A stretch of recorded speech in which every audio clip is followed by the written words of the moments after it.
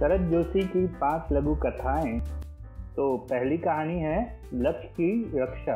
एक था कछुआ, एक था खरगोश, जैसा कि सब जानते हैं। खरगोश ने कछुए को संसद, राजनीतिक मंच और प्रेस के बयानों में चुनौती दी। अगर आगे बढ़ने का इतना ही दम है तो हमसे पहले मंजिल पर पहुंचकर दिखाओ। रेस आरंभ हुई। खरगोश दौड़ा, कछुआ चला धीरे धीरे अपनी चाल। जैसा कि सब जानते हैं, आगे जाकर खरगोश एक वृक्ष के नीचे आराम करने लगा। उसने संवाददाताओं को बताया कि वह राष्ट्र की समस्याओं पर गंभीर चिंतन कर रहा, क्योंकि उसे जल्द ही लक्ष्य तक पहुंचना है। यह कहकर वह सो गया। कछुआ लक्ष्य तक धीरे धीरे पहुंचने लगा। जब खरगोश सोकर उठा, उसने देखा कि कछुआ आगे बढ़ गया है। मेरे हारने और बदनामी के स्पष्ट आसार हैं। खरगोश ने तुरंत आपातकाल घोषित कर दिया। उसने अपने बयान में कहा, प्रतिगामी, पिछड़ी और कंजर्वेटिव यानी रूढ़िवादी ताकतें आगे बढ़ रही है, जिनसे देश को बचाना बहुत जरूरी है। और लक्ष्य छूने के पूर्व कछुआ गिरफ्तार कर जेल में डाल दिया गया। दूसरी कहानी का शीर्षक है शेर की गुफा में न्याय। जंगल में शेर के उत्पात बहुत बढ़ गए थे। जीवन असुरक्षित था और बेहिसाब मौतें हो रही थी। शेर कहीं भी किसी पर हमला कर देता था। इससे परेशान हो जंगल के सारे पशु इकट्ठा हो वनराज शेर से मिलने गए। शेर अपनी गुफा से बाहर निकला। कहिए, क्या बात है? उन सब ने अपनी परेशानी बताई और शेर के अत्याचारों के विरुद्ध आवाज उठाया। प्रशासन की नज़र में जो कदम उठाने हमें जरूरी हैं, वे हम उठाएंगे। आप इन लोगों के बहकावे में ना आवे जो हमारे खिलाफ हैं। अफवाहों से सावधान रहें, क्योंकि जानवरों की मौत के सही आंकड़े हमारी गुफा में हैं, जिन्हें कोई भी जानवर अंदर जाकर देख सकता है। फिर भी अगर कोई ऐसा मामला हो तो आप मुझे बता सकते हैं या अदालत में जा सकते हैं, क्योंकि सारे मामले शेर के खिलाफ थे और शेर से ही उनकी शिकायत करना बेईमानी था। इसलिए पशुओं ने निश्चय किया कि वे अदालत का दरवाज़ा खटखटाएंगे। जानवरों के इस निर्णय की खबर गिद्धों द्वारा शेर तक पहुंच गई थी। उस रात शेर ने अदालत का शिकार किया। न्याय के आसन को पंजों से घसीट अपनी गुफा में ले आया। जंगल में इमरजेंसी घोषित कर दी गई। शेर ने अपनी नई घोषणाओं में बताया, जंगल के पशुओं की सुविधा के लिए गिदड़ मंडली के सुझाव को ध्यान में रखकर हमने अदालत को सचिवालय से जोड़ दिया है, ताकि न्याय की गति बढ़े और व्यर्थ की ढिलाई समाप्त हो। आज से सारे मुकदमों की सुनवाई और फैसले हमारे गुफा में होंगे। इमरजेंसी के दौर में जो पशु न्याय की तलाश में शेर की गुफा में घुसा, उसका अंतिम फैसला कितनी शीघ्रता से हुआ, इसे सब जानते हैं।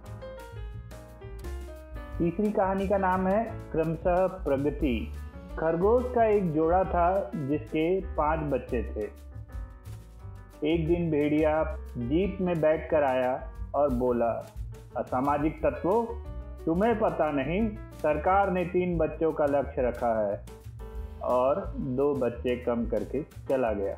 कुछ दिनों बाद भेड़िया फिर आया और बोला कि सरकार ने लक्ष्य बदल दिया है और 1 बच्चे को और कम कर चला गया।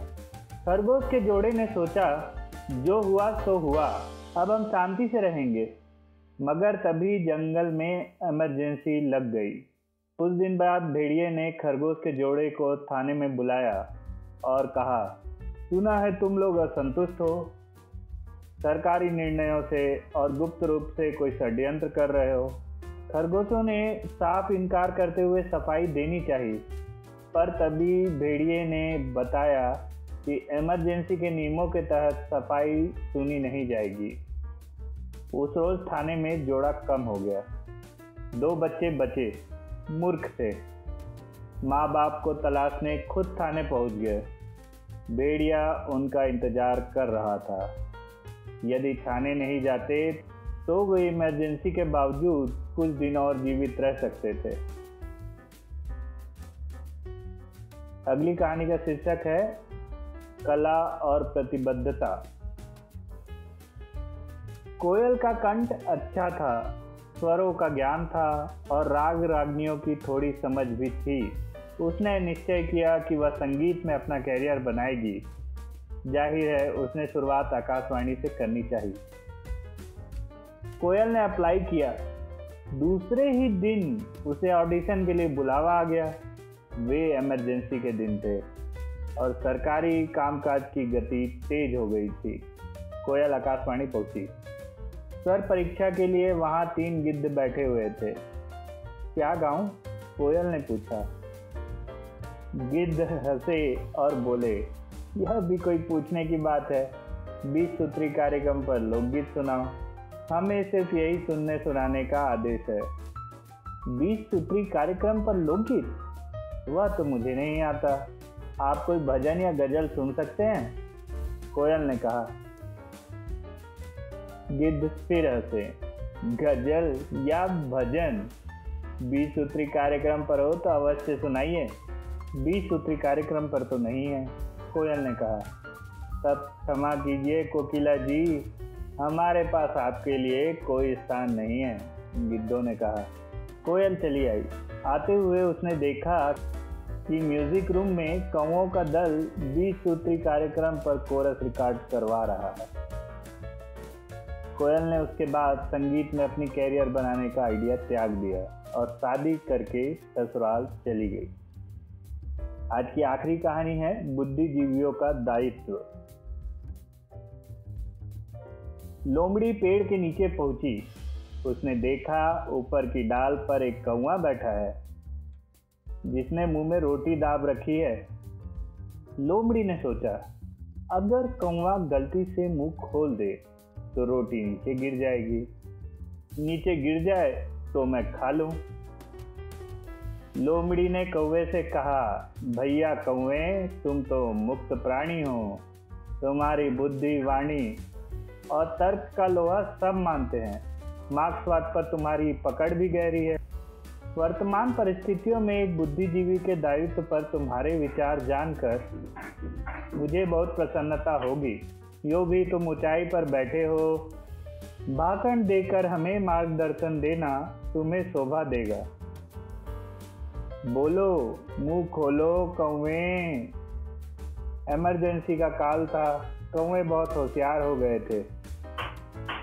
चोट से रोटी निकाल अपने हाथ में ले धीरे से कौवे ने कहा, लोमड़ी भाई, शासन ने हम बुद्धिजीवियों को यह रोटी इसी शर्त पर दी है कि इसे मुंह में ले हम अपनी चोंच को बंद रखें। मैं जरा प्रतिबद्ध हो गया हूँ आजकल, क्षमा करें।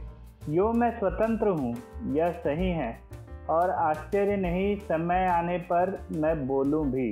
इतना कहकर कौवे ने फिर रोटी चोंच में दबा ली।